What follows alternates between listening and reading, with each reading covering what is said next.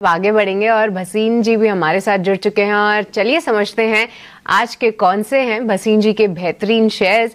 भसीन जी very good morning. सबसे पहले तो आपसे अपडेट लेना चाहेंगे, कल की कॉल्स तक क्या कुछ एक्शन देखने को मिला और आज के लिए क्या रणनीति होनी चाहिए, आज का बाजार कैसा लग रहा है सर?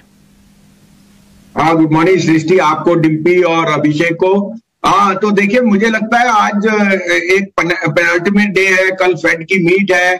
एक्सपेक्टेशन जरूर ये है कि 2 या 3 रेट कट अब अनिवार्य है, लेकिन डेटा थोड़ा सा उतार चढ़ाव देता है, तो हायर बॉन्ड यील्ड और डॉलर के वजह से थोड़ा सा वहां अटकली है। हाउएवर, जैसे आपने देखा, आई थिंक एप्पल ने बहुत स्ट्रॉन्ग सपोर्ट दिया है, अल्फाबेट के नंबर्स अच्छे एक्सपेक्टेड है और हमें यहां भी लगता है कि क्वार्टरली नंबर्स अच्छे होंगे। तो मुझे लगता है मिड कैप पे अभी भी थोड़ा सा प्रेशर बने रह सकता है, क्योंकि ये सभी का दिखता है थोड़ा म्यूचुअल फंड का स्ट्रेस। बट लार्ज कैप्स में मुझे बहुत पसंदीदा स्टॉक्स दिख रहे हैं और आपको मैं कई दिन से कह रहा था मेटल्स लीड करेंगे और मेटल्स बहुत आउट परफॉर्म किए। कल भी मैं मेटल्स में बहुत बुलिश हूं और स्पेशलिटी केमिकल, और अभी भी मैं कहता हूं कि ये दोनों सेक्टर्स जो हैं आउट परफॉर्म करेंगे।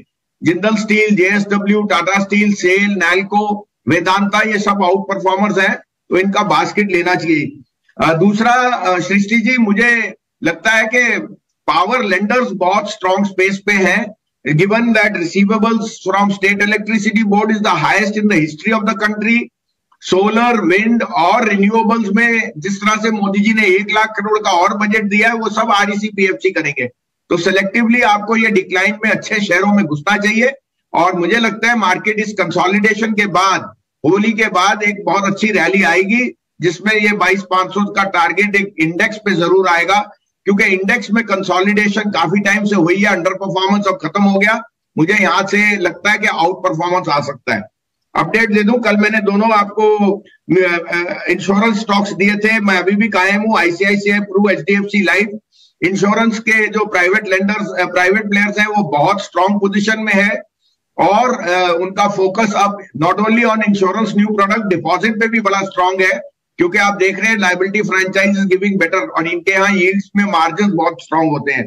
तीसरा मैंने बाटा कहा था, वो मैं अभी भी कंफर्म हूं कि consumption stocks are going to lead the way. Godrej consumer मेरा एक टॉप पिक होता था, वो न्यू हाई पे गया है और मुझे लग रहा है Bata will do extremely well in the coming quarter. आज के लिए 3 पिक्स हैं, आप कहे तो मैं शुरू करूं। बिल्कुल बिल्कुल भसीन साहब, शुरू कीजिए, इंतजार ही कर रहे हैं हम लोग।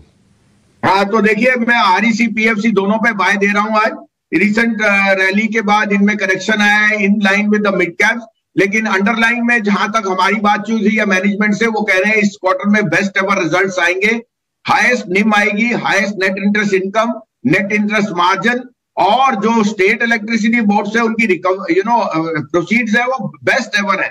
तो आरईसी 435 में लीजिए, 425 का स्टॉप लॉस, 475 का टारगेट, और पीएफसी 373 में लीजिए, 365 का स्टॉप लॉस, 400 का टारगेट।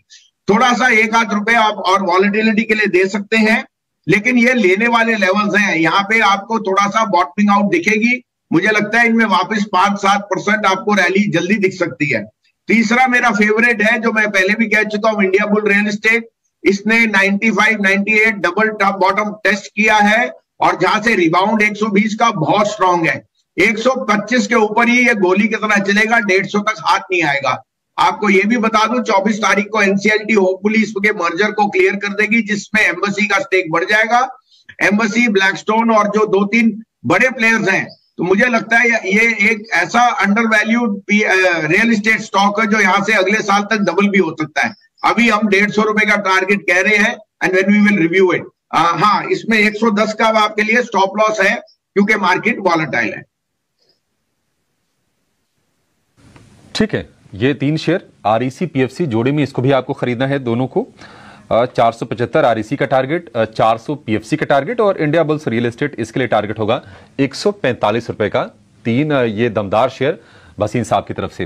भसीन साहब, बहुत शुक्रिया आज आपका समय देने के लिए और बाजार पर अपना एक व्यू शेयर करने के लिए, और ये बेहतरीन शेयर भी हमारे दर्शकों को बताने के लिए।